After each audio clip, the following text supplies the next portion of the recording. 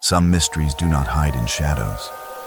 They hide in plain sight, on mountains, in forests, beneath oceans, waiting for us to stumble too close. What begins as an adventure can quickly twist into terror.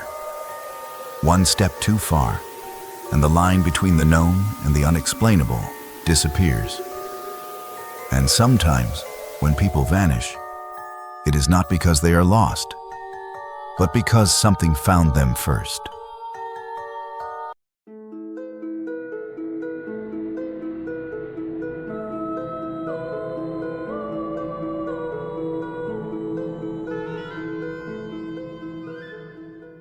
It was January 1959.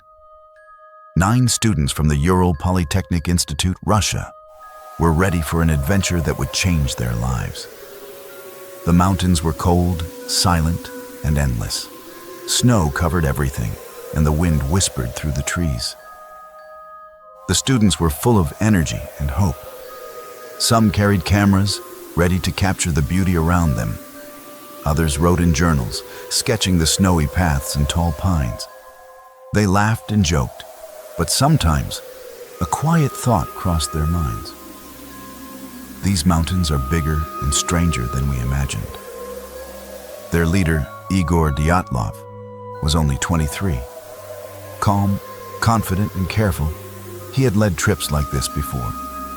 The others trusted him completely, but even he could not know what was waiting ahead. They walked through forests and open slopes, feeling the snow crunch under their boots.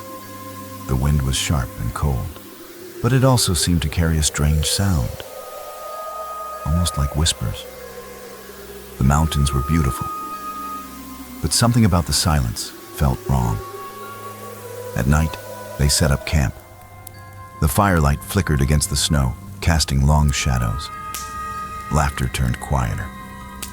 Some stared at the dark trees, listening. They could not see anything moving, but the feeling stayed, as if something was watching them. Little did they know, the adventure they loved so much would soon turn into a night of fear and mystery. As they moved deeper into the mountains, they reached a peak known as Kolach Yakul. In the language of the local Mansi people, it meant Mountain of the Dead. The Mansi had lived here for centuries. They told stories of hunters who had disappeared mysteriously on the slopes long ago. Some spoke of strange lights in the night sky. Others warned of spirits that claimed anyone who dared to enter. The students laughed at the warnings. Superstitions, they thought. Tales of spirits and angry mountain gods were for children, not for them. They believed in their training, in their strength, in reason and science. They joked about the stories as they packed their gear, teasing each other about who would run first from a mountain ghost. But sometimes, legends are warnings, and the mountain had a way of watching those who trespassed. On January 31st, the hikers pitched their tent on the slope itself, not in the forest, where the trees offered some shelter, but out in the open, on the icy mountainside. Inside the tent, they tried to rest, but the wind rattled the fabric, slicing through the canvas like a knife. Snow pressed against the sides. The temperature dropped with every hour, and the cold crept inside, even through their clothes. They whispered to one another, trying to stay calm. Some joked, some laughed, and others wrote in their journals. But tension grew in the quiet moments, a small, nagging unease that none of them could shake. And then, in the dead of night, panic struck. Perhaps it was a sound carried by the wind, a shadow that moved too quickly, a feeling that they couldn't explain. Whatever it was enough. One by one, they cut their way out of the tent, not carefully, not methodically, but in desperation.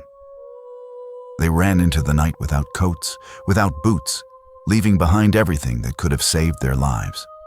Their journals, their cameras, their food, all abandoned. Some ran barefoot, some in socks, some with only one shoe. each step a gamble against the freezing wilderness, each breath a struggle against the cold that could kill within minutes. The mountains swallowed them, hiding their path. No one could know what force, natural or otherwise, had driven them to flee into the darkness.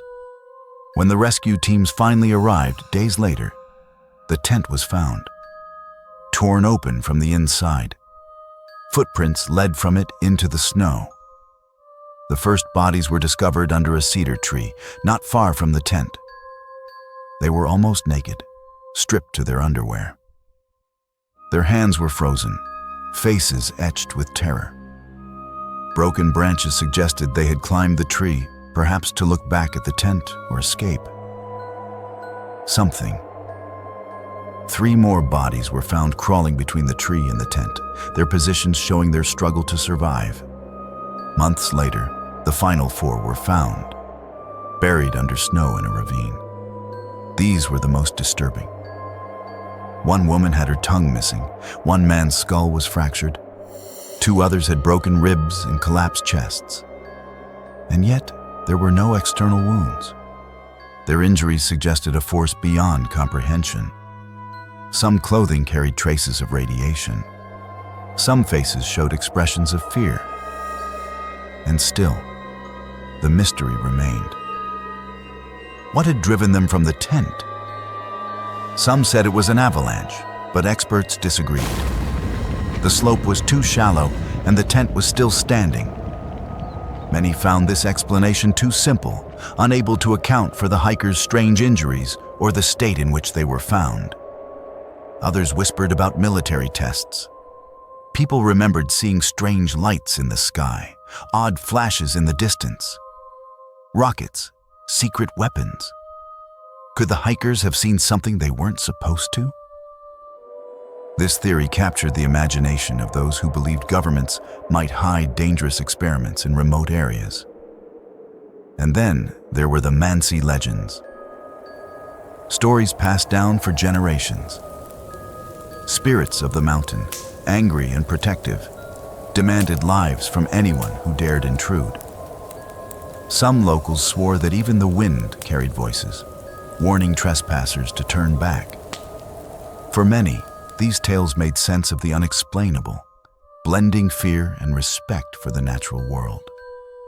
Others looked to the unknown, suggesting aliens or mysterious creatures.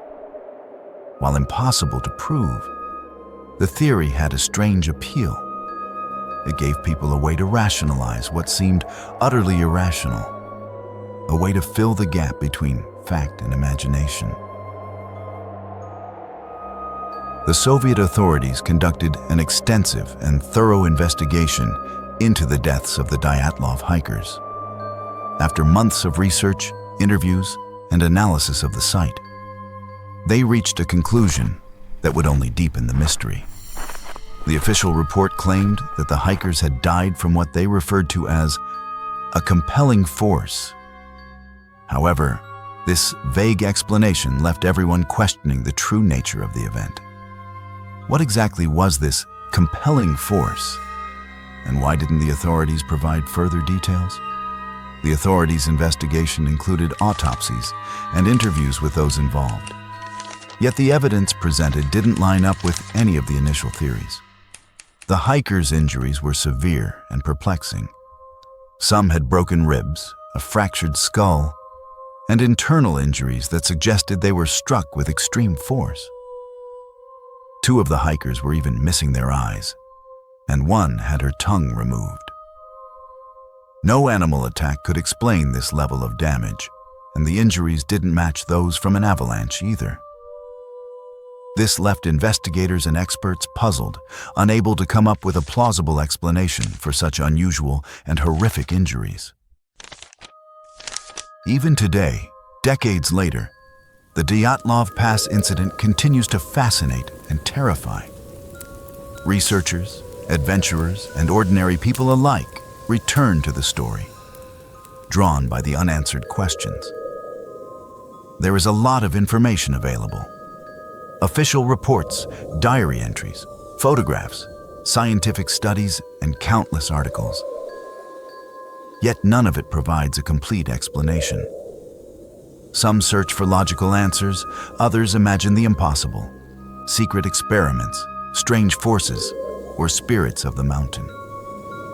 And no matter how many theories are offered, the mountain keeps its silence. For those who hear the story, it serves as a reminder that some mysteries are never meant to be fully solved. And some places, no matter how explored, remain forever untamed and unknowable. The Dyatlov Pass Incident remains unsolved. 9 young hikers, full of life and dreams, walked into the mountains. Something drove them into the freezing darkness, leaving everything behind. Their journals, their cameras, their laughter, all frozen in time. The mountain kept its secret, silent, cold, unyielding. And the question remains, what really happened that night? Do you dare to uncover what others cannot explain? Step into the unknown, explore the world's most chilling mysteries, and see what secrets are hiding. Before the shadows vanish once again. Subscribe now and join us as we chase the stories the world thought were lost forever. The mountain waits, quiet, watching, patient,